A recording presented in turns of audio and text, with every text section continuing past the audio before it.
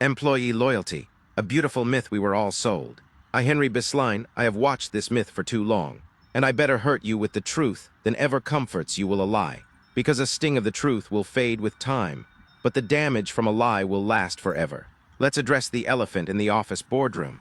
Employee loyalty sounds noble, but in reality, it's one of the most overrated ideas in modern work culture. We were raised to believe that if you stay long enough, work hard enough, and smile through every Monday morning, the company will one day reward you handsomely. Spoiler alert, that reward is usually a handshake, a cake on your work anniversary, and a generic email saying, "Thank you for your dedication." Here's the uncomfortable truth. Loyalty is often exploited, not celebrated. Companies don't pay salaries based on how long you've warmed the chair.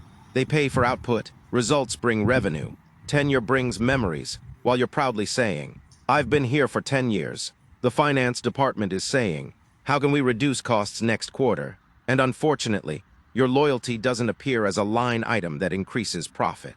Staying too long in one place can also quietly sabotage your earning potential. The irony is painful. The biggest salary increases usually come from changing jobs, not from staying put. When you move every 3 to 4 years, you negotiate from a position of strength. New employers don't just match your old salary. They add bonuses, benefits, and shiny promises to lure you in. Meanwhile, the loyal employee is told, "Let's review this next year," for the 5th year in a row. Another harsh reality is that your goals and your employer's goals are not the same. No matter how many times they call you family, the company exists to maximize profit and minimize expenses. Guess what falls under expenses? Your salary. You are not an asset on the balance sheet. You are a cost to be managed. When profits dip, loyalty doesn't protect you. Budget cuts don't recognize commitment. Long tenure can also dull ambition. Comfort is sneaky like that. The longer you stay, the easier it becomes to fear change. You stop dreaming big and start saying things like, "At least I know how things work here." Risk begins to feel dangerous, even though growth lives on the other side of it. Slowly, the hunger fades, and routine replaces vision. Then comes the most painful question of all. Whose dream are you building? Employment, after all, is fulfilling someone else's vision. You wake up early, meet deadlines, stress over targets, and at the end of the day, the company grows, but what about you?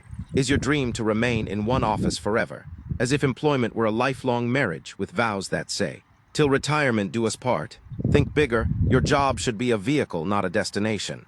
And let's talk about retirement, the subject employers avoid like a fire drill. Your boss isn't lying awake at night wondering how you'll survive at 65. There is no secret plan for your future tucked away in HR. That responsibility is entirely yours. This is why relying on a salary alone is risky business. Smart employees use their income as seed money, investing, building side hustles, and creating passive income streams that will still pay them when the office access card stops working. In the end, loyalty isn't evil, but blind loyalty is expensive. Work hard, yes, be professional. Absolutely, but remember, your career is yours. Use jobs as stepping stones, not cages. Your future self will thank you with interest.